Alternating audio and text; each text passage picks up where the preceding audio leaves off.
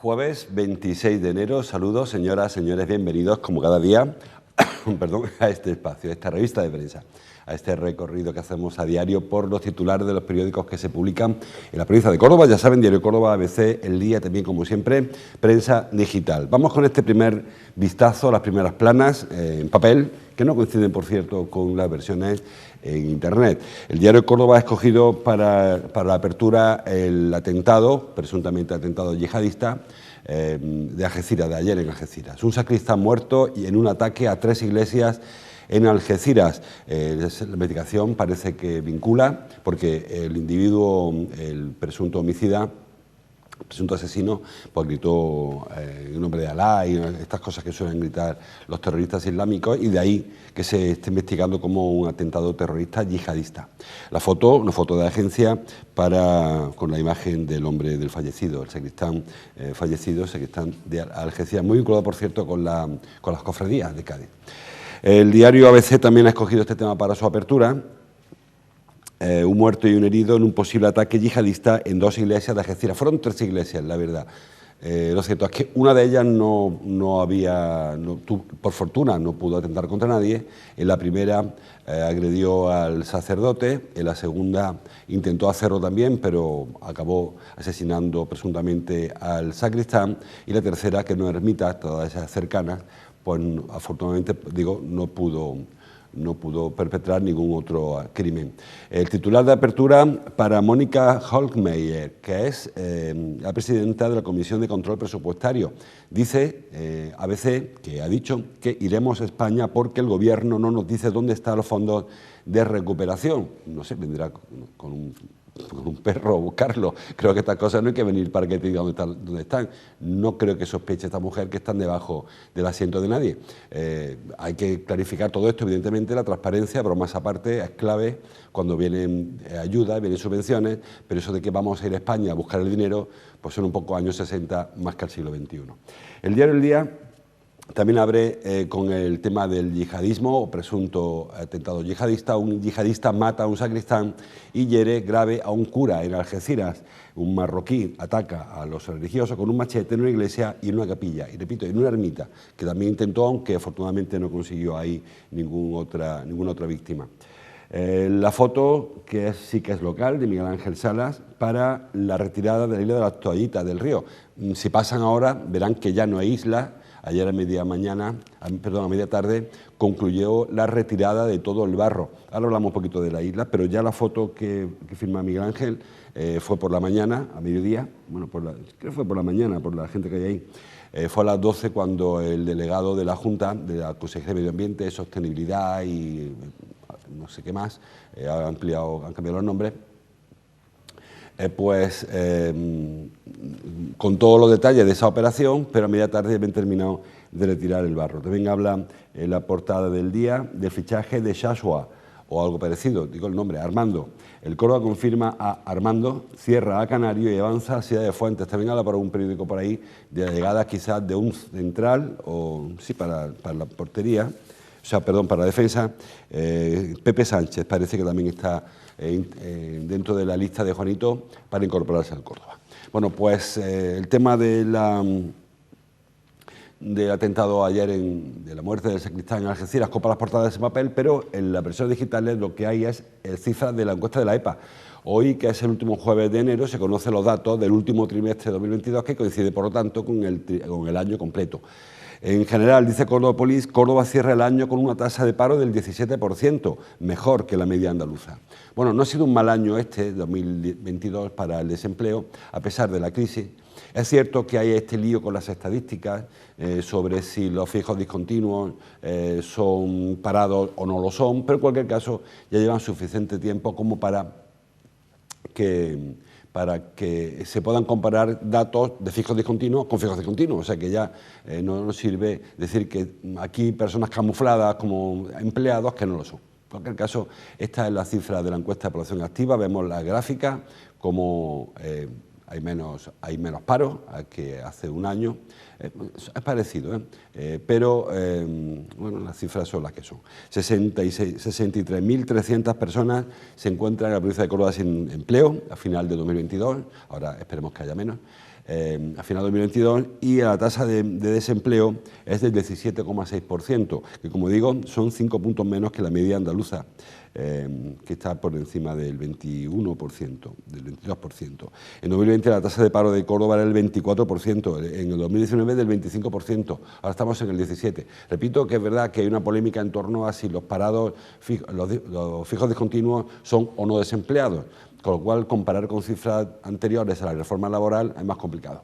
Pero en cualquier caso sí que son cifras interesantes y positivas, sobre todo no ya porque el empleo o que el desempleo se esté recortando, sino porque en una situación complicada en cuanto a lo económico, al menos eso es lo que nos cuentan las macrocifras, el mercado laboral se está sosteniendo, no está pegando batacazo. Recuerden que, por ejemplo, en España, a nivel nacional, en el año 2008 creo que fue, llegamos a tener un 25% de desempleo y veníamos de un 8% justo antes de la crisis.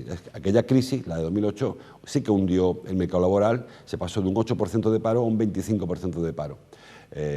Pues ahora, en una situación de problemas económicos, con la crisis de los combustibles, con la guerra en Ucrania, con la pospandemia, con todo esto, pues el mercado está sosteniéndose. Que igual se camufla algún dato, pues pudiera ser, pero aún así se está sosteniendo. A nivel nacional, el paro ha bajado en casi 80.000 personas, en 79.900 durante el año pasado. Un pequeño, hay 278.000 puestos de trabajo nuevos y el dato global, pues no lo encuentro, pero bueno, 3.024.000 desempleados y 20 millones de empleados, que también es un buen dato, el de los empleados, porque es la cifra más alta desde 2007, de aquella, el pico que les decía yo antes del empleo, que fue en 2007, donde teníamos un 8% de paro y 20 millones y un poquito más de personas empleadas. Ahora hay 20.400.000 empleados, pero el paro sigue estando bastante por encima. Creo que estamos hablando de un 12%, que siendo cifras buenas por de donde venimos y por la coyuntura, siguen siendo las cifras de las más altas de la Unión Europea. Es verdad que en España siempre se ha dado por amortizar una parte importante del paro.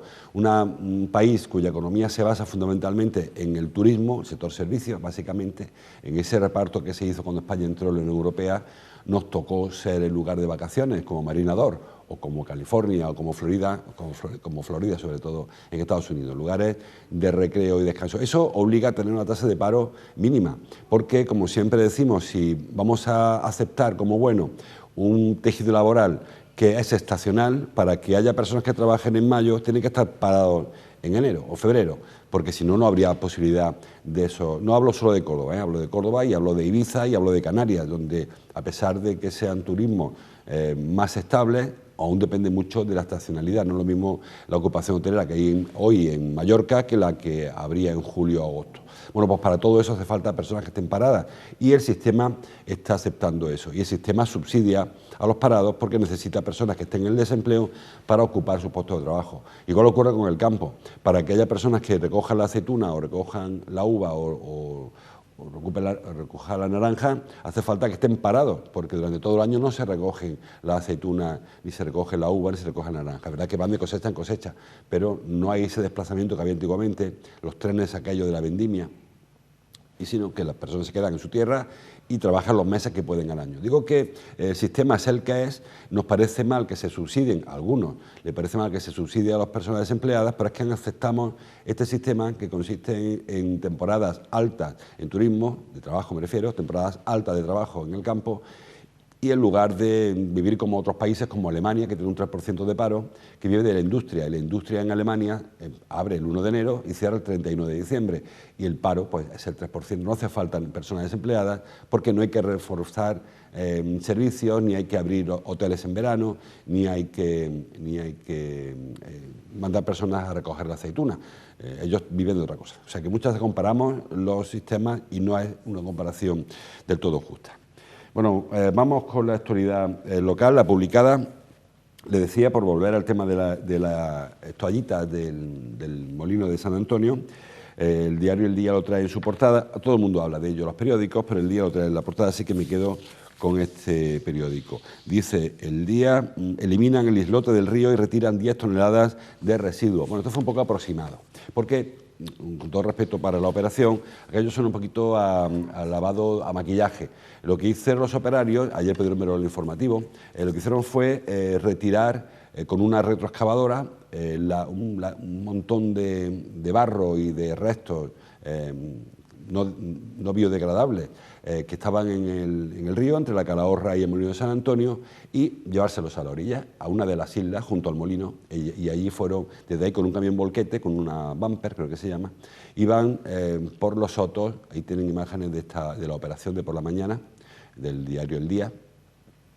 Como digo, ahí arrancaba el hombre el trocito, el bocadito de barro, que ahí había pocas toallitas ya, por cierto, y las depositaba con mucha suavidad en la isla junto al molino de San Antonio. Y de ahí un volquete, un camión volquete, que lo vemos también en la imagen, una bumper, lo iba repartiendo por los sotos. Se supone que era tierra no contaminada, tierra fértil, la tierra que trae el río suele ser muy fértil, y la iba repartiendo por los sotos. En la operación 10 toneladas a ojo, porque evidentemente aquí no se pesó lo que estaba saliendo.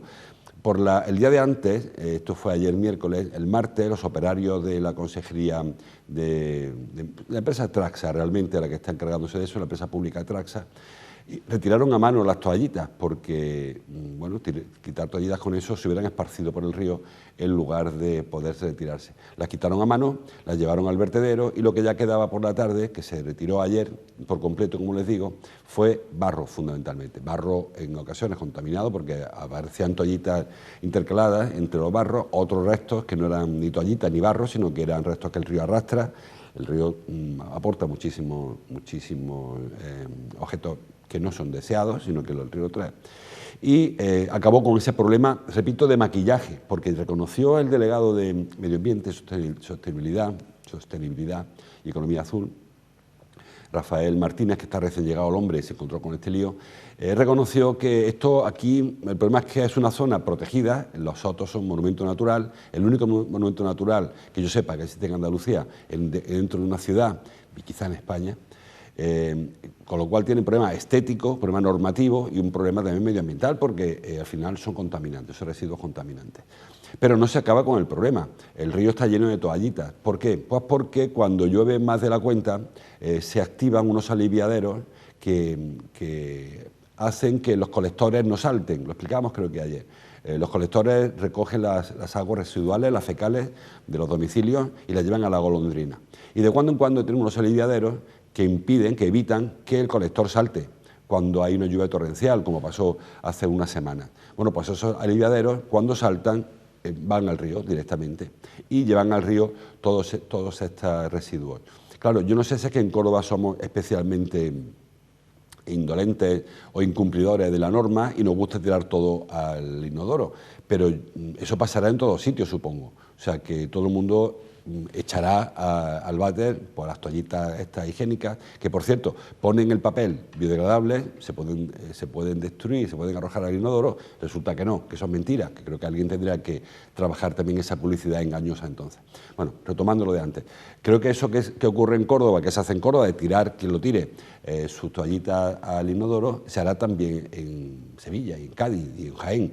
Y yo creo, sin embargo, no se montan estas islas de basura. Con lo cual, algo estará pasando en Córdoba, algo habremos hecho mal, no los ciudadanos, o sí, igual que somos especialmente incumplidores, como digo, pero yo creo que no, que estaremos en la media, con lo cual habrá que buscar otro factor que no sea solamente el factor humano, porque al final tanto el Ayuntamiento como la Junta insisten en que la culpa de este tipo de atranques es porque la gente está echando muchas cosas a los inodoros, que puede ser cierto, la culpa seguro que es de eso, pero repito, pasará también en Cádiz, pasará en Andújar, Río Arriba, y sin embargo, que yo sepa, no se han montado estas islas de residuos, de toallitas, de barro que estamos viendo en las imágenes. A la izquierda de la imagen que estamos viendo ahora a la izquierda de la grúa, de la retroexcavadora, lo decía yo creo que ayer, hay un azul antiguo, el que desde la Edad Media lleva el agua a los molinos. Ahí en el río hay 4 molinos semiocultos por la vegetación, pero hay 4 molinos. Está el molino de San Antonio, aquí pegado a la ribera, al frente está pegado a la Calahorra, enfrente la Albolafia y entre medias está el molino de Papa Lo Tierno y algún otro que está ahí en medio, molino de en medio que se llama. Bueno, pues había un azul, un pequeño tabiquito que llevaba el agua a los molinos. Bueno, pues ese tabiquito hoy no se aprecia, está totalmente sepultado por el barro. Y probablemente ese barro, ahora está duro, pero cuando está el barro blandito, se van empotrando todo lo que el río va trayendo. Repito, que la gente no echa nada al río, a alguno se le caerá o algún vándalo habrá que tire, pero son cosas que los propios alcantarillados arroja al río de manera, creo yo, inopinada, de manera indebida, por un fallo en el planteamiento, porque no está para eso.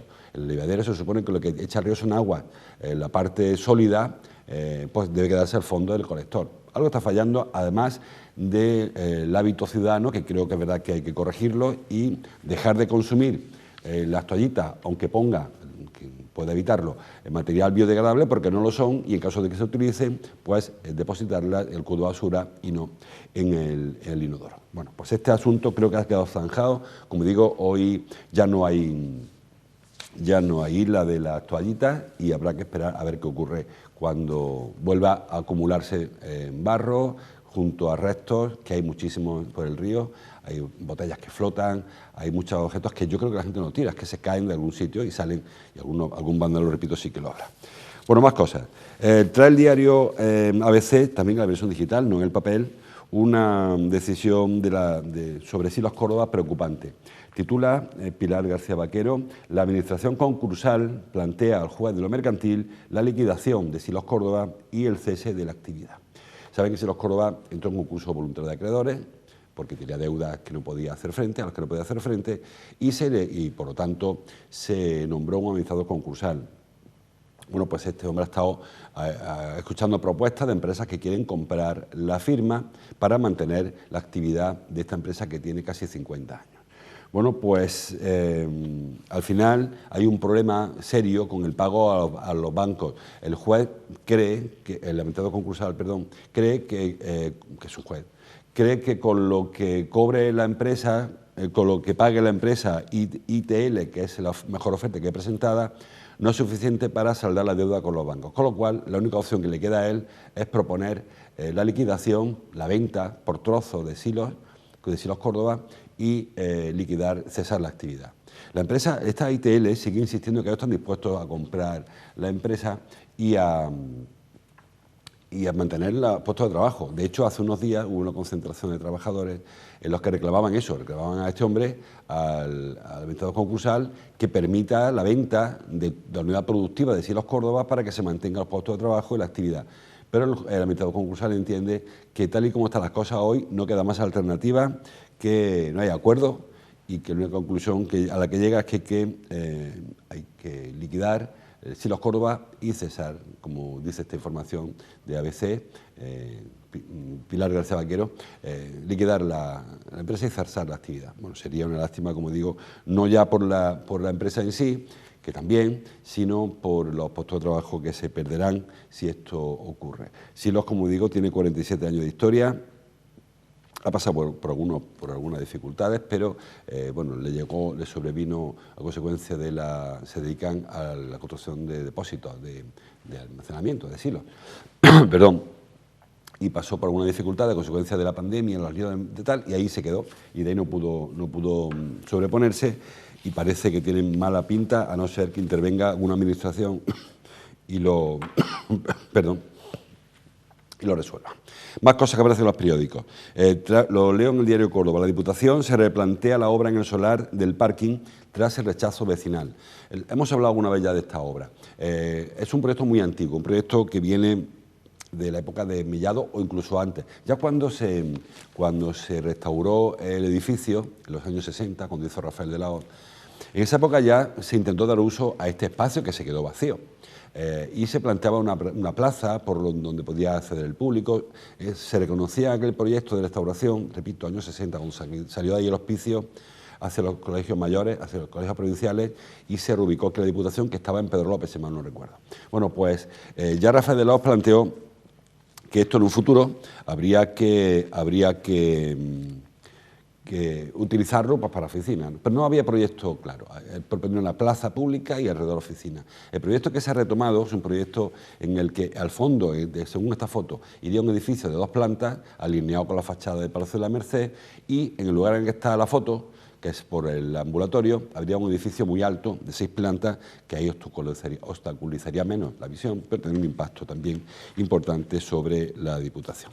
La Asociación Vecinal Tor de la Malmuerta, la de Jesús Padilla, lleva recurriendo e intentando impedir esta construcción hace muchísimo tiempo, desde hace muchos años, porque cada vez que sale proyecto a la luz aparecen ellos alegando y proponiendo que se paralice.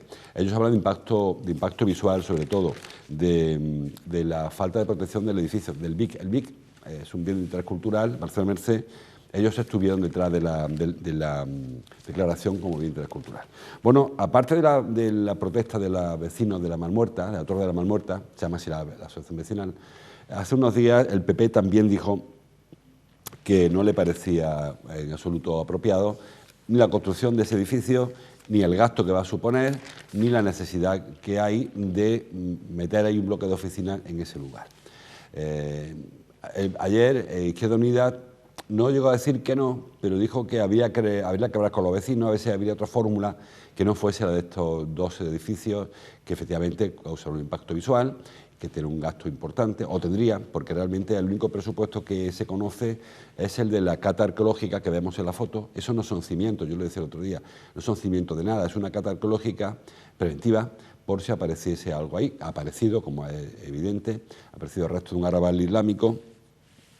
Tampoco tiene un valor excesivo en lo artístico, sí en lo etnográfico y en lo antropológico, pero no en lo artístico y patrimonial, con lo cual esos restos se integrarían o no y no serían obstáculos. Pero sí que es cierto que el impacto visual sí que lo tendría. Entonces, lo que ha hecho la corporación ha sido, aprobó ayer la Corporación Provincial, la Diputación, terminar con la cata, ya que están abiertas, porque la propuesta inicial del PP decía incluso tapar el agujero y está ahí, borrón y cuenta nueva. Pues decidió ayer acabar con la cata y entonces someter a consulta el proyecto, a ver qué opinan los vecinos de la Torre de Malmuerta y en general. Yo pienso, y antes de conocer el proyecto, porque no se conocen todos los detalles, que tendría un informe negativo por parte de la Comisión Provincial de Patrimonio, que suelen ser muy tiquismiquis con estas cosas. Hay que recordar que el edificio, repito, es bien de interés cultural y si tú le colocas edificios delante o detrás, le obstaculizan. También es verdad que ese mismo edificio también es bien de interés cultural por Reyes Católicos y tiene bloques alrededor, incluso adosados. Si tampoco es que sea un edificio exento como una parroquia y tenga visibilidad por todas partes. Bueno, yo creo que habría que esperar a ver el proyecto, a ver cuál es el planteamiento, cómo se integraría Palacio de la Merced en el nuevo edificio o viceversa y qué afectación tendría. Y entonces se decidirá. Por el momento el proyecto se para, aunque, repito, no se había iniciado. Son unas catas preventivas que no sé si llegarán o no a ser útiles. Siempre servirán para que conozcamos el pasado de Córdoba, que siempre es interesante. Más cosas. Hablando de pasado, trae hoy ABC que la universidad limpia el anfiteatro romano en el rectorado. Esa misión corresponde a Sadeco, pero bueno, parece que no ha habido acuerdo con Sadeco y al final pues ha sido la propia universidad la que ha limpiado. Bueno, ha quitado los jaramagos, que esto era una otra selva, como ocurre en Córdoba cada vez que se abandona algo. Luego, a veces nos preguntamos cómo es posible que Medina Zahara desapareciera de pronto. Bueno, pues si en 10 o 12 años los monumentos se esconden literalmente debajo de la hierba, pues calculen unos pocos de siglos, ¿no? Bueno, pues el yacimiento arqueológico del Rectorado, de la antigua veterinaria, que albergan el mayor anfiteatro que hubo nunca en Roma, quitando los de la propia capital, pues tampoco hay que exagerar mucho. Lo que se ha encontrado es un trocito, es una de las curvas del anfiteatro y poco más, ¿no? Pero bueno, aún así marca por el radio del graderío, marca las dimensiones. Y bueno, era un anfiteatro enorme. Si lo que se ha encontrado es un trocito, bueno, pues está por lo menos limpio para que se pueda asomar uno a verlo. Y poco más, porque hay poco más que hay una barandillita desde la cual se puede uno asomar a ver qué había dentro, pero no hay nada que explique exactamente de qué se trata, ni se ha pensado nunca poner en valor este edificio que está, una parte, como digo, debajo de veterinaria. Pero eso no solamente veterinaria, sino va de veterinaria hacia Medina Zahara, en dirección a la Plaza de Toros, para que nos entendamos, y bueno, pues todo el resto estará sepultado por cocheras, estará sepultado por edificaciones que durante mucho tiempo habrán ido socavando esos restos y no queda nada más que el trocito este que se ve. Va desde mitad del aparcamiento de la parte trasera veterinaria hasta la calle Albéniz, el resto ha desaparecido. Bueno, más cosas. Publica hoy el Día de Córdoba que el Movimiento Ciudadano pide mantener el carácter popular de la cabalgata, que yo coincido con ellos, que no hace falta que empresas vengan a decir cómo se hacen las cosas, creo que es un problema de presupuesto, aunque tampoco que venga una empresa a organizar la cabalgata no significa que lo vaya a hacer impopular. Es decir, aquí lo que tiene quizás de participativo es que la Federación de Peñas aporta a los figurantes, aporta muchos voluntarios, y esto se ha visto quizás que eso desluce o no se consigue el lucimiento que se consigue en otras ciudades. Bueno, pues la opción del ayuntamiento, que hay que ver cuándo sale, porque esto tiene su tiempo, los pliegos, los concursos y todas estas cosas. Bueno, la opción que plantea el PP es que se saque a concurso para que una empresa la organice, y repito, si esa empresa organiza la actividad, pero admite la participación, que todo el mundo espera que sí, pues puede volver a ser popular. Ahora, ¿se podía hacer mejor con el sistema antiguo con el dinero que se va a invertir ahora? Pues probable, que si se duplica el presupuesto, haciéndolo en la Federación de Peñas o cualquier persona, pues mejoraría el doble de lo bonito que era antes, sí, iba a costarnos el doble de dinero. Bueno, es una polémica que está ahí, que habrá que seguir de cerca, porque como digo, la idea, lo que dijo el alcalde, nada más terminar la cabalgata de este año, es que sacaría a concurso este pliego. Ahora hay que redactar el pliego, una vez que se consensúe con quien haya que consensuarlo, se sacará a concurso, una empresa se lo adjudicará, etcétera, etcétera. Y no sé si estará para enero. Las cosas de Palacio, como saben, van habitualmente bastante despacio. También dice el diario ABC que Aucorsa recuperó el año pasado el 83% de viajeros que antes de la pandemia. Hay que recordar, no obstante, no creo que darle mérito a Aucorsa, que lo tiene, que durante el año pasado, pues buena parte del año, si no toda, que no recuerdo ya, ha habido billetes casi gratuitos, en unos casos gratuitos del todo, y en otros casos con una bonificación importante de la mitad del importe, con lo cual, bueno, hay personas que antes no cogían el autobús, no digo que por el dinero, sino porque había una serie de circunstancias y que esta oferta del Gobierno central y Aucorsa, una parte la pone el Gobierno central y otra parte la pone la empresa pública municipal, pues han animado a que haya más usuarios de Aucorsa, de lo cual yo creo que todos nos debemos congratular. Ya estamos al 83% de lo que había antes de la pandemia, no se ha conseguido recuperar las cifras pre-pandemia, pero sí ya muy cerca. Vamos terminando. En Cordópolis hay noticia de la audiencia también, titula que la audiencia de Córdoba rebaja el 30% de las condenas revisadas tras la ley del sí es sí. Reconozco que no he podido leer en profundidad esta información, pero por el titular, si rebaja el 30% es que mantiene el 70%. Es decir, que no todas las condenas son susceptibles de rebaja a pesar de que haya cambiado la ley. No estoy dando razón a nadie, ni al Ministerio de Igualdad, ni al de Justicia, ni a los detractores de la norma. Estoy diciendo que se ha creado quizá un poco el argumento de que la ley rebaja automáticamente condenas. Ni todas son rebajables, ni nada es automático. Hay que solicitar la rebaja y si se ajusta, pues se rebajará. Saben que la diferencia es que antes había agresores sexuales y abusadores sexuales, ahora todos son agresores y eso ha hecho cambiar, porque la horquilla es mucho más grande, y entonces la horquilla se mueve. Lo que antes eran 10 años de condena, pues ahora son 9. ¿Por qué ha habido gente que ha salido de la cárcel con esta ley? Pues porque estaban ya muy cerquita de obtener un segundo grado o una libertad condicional y con esta rebaja pues han pasado al otro lado del cómputo. Si le quedaban 3 meses y la condena ahora se rebaja en 6 meses o en 2 solo, pues por la aplicación retroactiva de la ley ya consiguen no la libertad sino la excarcelación, como digo, según el grado que le corresponda. En cualquier caso, repito, no estoy a favor de la ley ni en contra, no se trata de eso ahora, sino de su aplicación y sus efectos sobre personas delincuentes condenados que estaban algunos de ellos en prisión, o muchos de ellos en prisión, y otros a la espera de que la condena se hiciera firme. Y ya hablando de delitos sexuales, publica hoy también Cordópolis, con eso terminamos, que pone sumisión química de la alarma por los pinchazos a la realidad por casos con alcohol. Ayer hubo una jornada de la plataforma cordobesa contra la violencia a las mujeres que habló de sumisión química. Ya saben, hubo también un bulo, hubo un rumor, perdón, se extendió, perdón, en primavera, de que se estaban produciendo en locales de copas, en discotecas, pues, mujeres que decían que habían notado un pinchazo. Alguien se rozó y al pasar notaron un pinchazo como de una aguja hipodérmica. Se creó cierta psicosis con este asunto, porque nadie sabía a qué se debía. Muchas de ellas, por esta situación, por esta psicosis colectiva que se creó, acudieron al centro de salud a ver qué me habían pinchado, porque temían que se tratara de alguien intentando drogar a chicas, o a chicos también, para someterles sexualmente. No se encontró ningún tipo de sustancia en esas personas que fueron presuntamente inyectadas con algo.